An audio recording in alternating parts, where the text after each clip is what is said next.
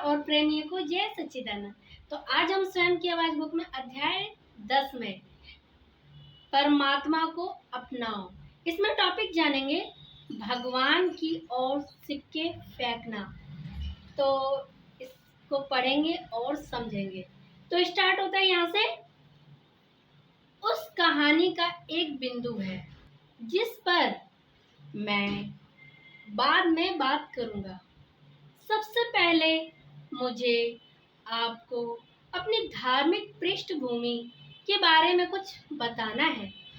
बड़े होकर मुझे हिमालय क्षेत्र के अलग अलग समाजों और धर्मों के बारे में पता चला और ये भी जानकारी मिली कि कैसे संस्कृत के बहते पानी के साथ सूफीवाद, बौद्ध धर्म और सिख धर्म सहित कई मान्यताएं नीचे आईं।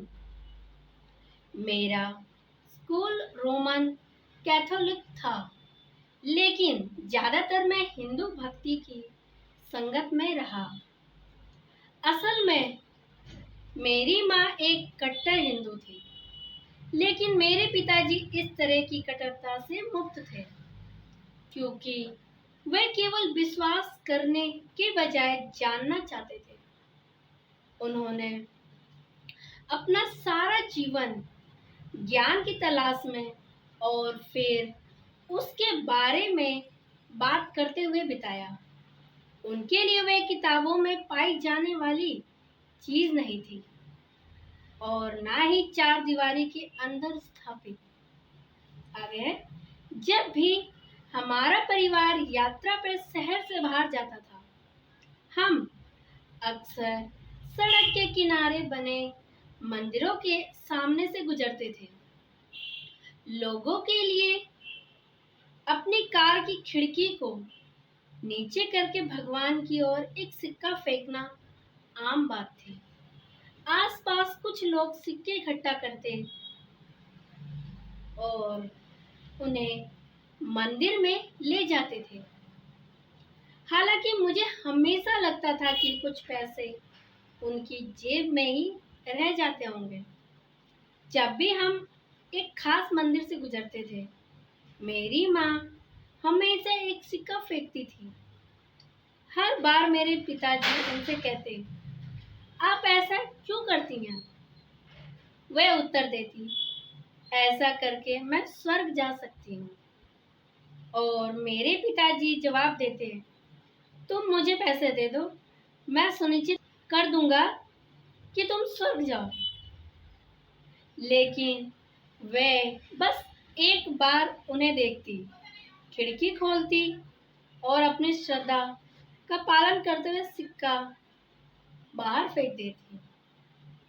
मैं कार के पिछले हिस्से में बैठा रहता और देखता रहता। जैसे जैसे मैं थोड़ा बड़ा हुआ, इस तरह की बातें मुझे सोचने पे मजबूर कर देती। एक तरफ मैं अपनी माँ की इच्छाओं को समझ सकता था, लेकिन ऐसा महसूस हो रहा था कि वे बस वही कर रही है जो बाकी सब करते हैं। ये रटने वाली शिक्षा के समान है, जिसके बारे में मैंने इस पुस्तक में पहले भी लिखा है। वैसे भी क्या भगवान पर सिक्का फेंकना जरा अजीब नहीं लगता? अरे कम से कम गाड़ी तो रोके। आगे है, जैसा कि आप कल्पना कर सकते हैं, मेरे पिताजी ये विचारधारा परंपराओं में विश्वास रखने वाले लोगों के साथ कई बार टकराव की स्थिति ला देती थी। एक बार वे किसी पवित्र स्थान के दर्शन के लिए गए।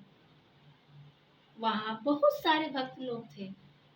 उनमें से एक व्यक्ति एक पैर पे खड़ा होकर चुपचाप भगवान से प्रार्थना कर रहा था। एक बोर्ड लगा था जो बता रहा था कि वे कई हफ्तों से एक ही पैर पे खड़े थे और उन्होंने एक शब्द भी नहीं बोला था। मेरे पिताजी उनके पास गए और कहा, हे भगवान, आपने इस आदमी को दूसरा पैर क्यों दिया? वह इसका इस्तेमाल ही नहीं करता। फिर आपने इस आदमी को मुंह क्यों दिया? वह इसका भी इस्तेमाल नहीं करता। वह आदमी नाराज हो गया। वह जोर से बोला, तुमने ऐसा कहने की हिम्मत कैसे की? इसी बीच उसका दूसरा पैर नीचे आ गया। इस टॉपिक से मैंने ये समझा है कि बस एक वर्ड में इस टॉपिक को मैं बताऊंगी कि इस टॉपिक में प्रेम रावत जी ने ये अपने जो उन्होंने वर्ण किया है, जिस चीज़ का अनुभव किया है, उनके जिंदगी का अनुभव है ये। तो उन्होंने इस चीज़ को बताया है। तो मैं इस चीज़ को बस एक ही वर्ड में बताना चाहूँगी कि उस व्यक्ति में अहंकार आ गया। तो ये समझने की बात है। अगर आप प्रेम रावत जी को सुनना और समझना चाहते हैं तो मैं उनका लिंक डिस्क्रिप्शन में डाल रही हूँ। आप उन्हें सुनिए, समझिए और उन्हें फॉलो कीजिए। बस इतना ही। धन्यवाद।